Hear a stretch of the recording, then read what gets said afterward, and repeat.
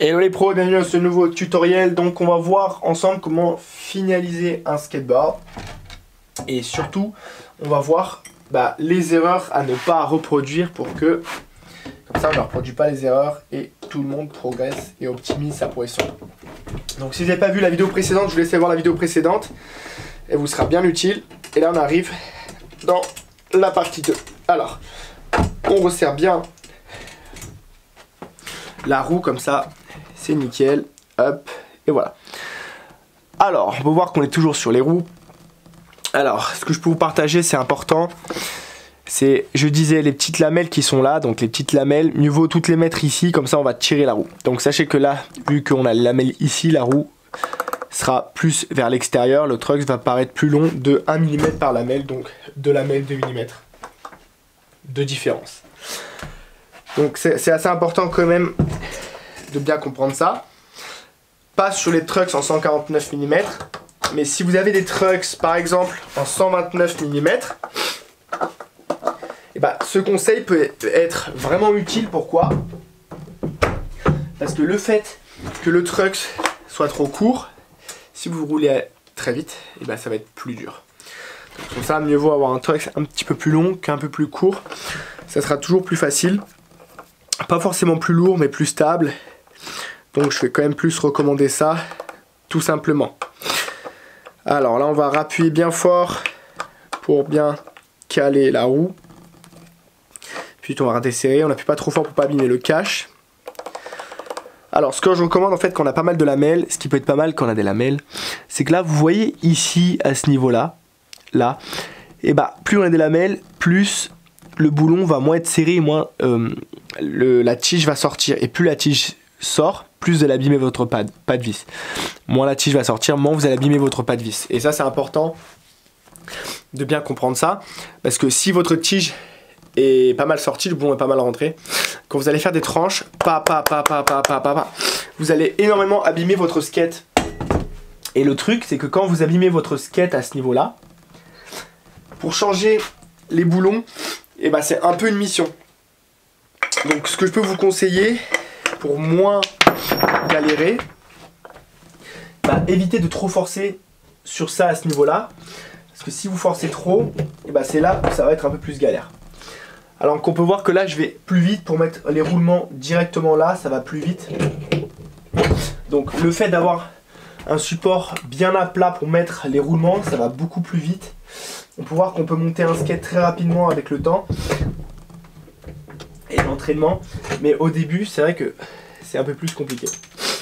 Donc là on est sur les petites lamelles. Essayez d'en mettre un maximum de minimum 2 sur l'intérieur du truck, comme ça ça va un peu plus espacer votre truck, parce que si on fait pas ça, ça va être un peu plus galère dans tous les cas. Donc voilà, hop et hop. Là on a donc la roue, nickel. On va donc remettre les petites lamelles, hop. Donc je recommande 2, là on n'en a pas 2, c'est pour ça. Hop, et on serre. Alors, la meilleure astuce que je peux vous conseiller, c'est que même si vous avez 3 lamelles, ce qui peut être pas mal, c'est que si on serre là plus tard, hop, et là, si on serre, le fait qu'on ait les 3 lamelles, la roue là, il n'y aura pas trop d'espace. Et surtout le boulon là, c'est nickel. En fait, quand on fait des flip tricks, des tranches ou des tricks compliqués, on s'entraîne avec l'entraînement. Et là, le fait que le boulon il soit énormément rentré, ça va faire en sorte que vous allez moins abîmer votre matériel. Et ça c'est bien sympa de bien le comprendre, parce qu'en fait c'est plus facile pour le coup. Hop, voilà, comme ça on a bien compris. On serre bien. Alors vous allez voir que parfois, c'est assez rare mais c'est possible, qu'au début vous avez un petit problème sur votre skate, du style, si le boulon il est trop serré, le roulement peut bouger dans la roue, mais ça c'est pas le matériel, c'est normal. C'est que c'est du matériel dans tous les cas, ça force dessus. C'est qu'en fait si vous serrez trop dès le début, vous allez voir que Par exemple, je vais vous montrer. Voilà, là on entend la différence, c'est que là on rentre bien le roulement dans la roue. Voilà, comme ça il n'y a pas de problème. Donc là je déconseille de mettre son boulon comme ça parce que là, si le boulon il est trop comme ça et on fait trop de tranches, le pas de vis il va être mort, on va pas pouvoir changer les boulons, on va devoir changer le truck, ça va être compliqué. Après on peut refaire le pas de vis mais c'est juste beaucoup plus compliqué. Donc là on dessert parfaitement la roue. Donc là on est sur l'équilibre parfait.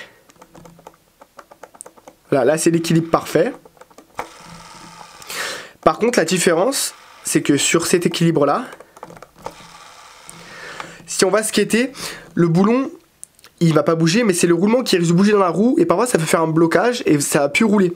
Donc c'est pour ça, laisser une petite marge de sécurité un peu plus grande, on dessert. Voilà, là on a une plus grande marge. Et le fait d'avoir une plus grande marge, quand vous allez partir avec vos matériels, il y a moins de risques que ça bloque tout simplement directement, ça va être mieux. Donc voilà, ça c'est important.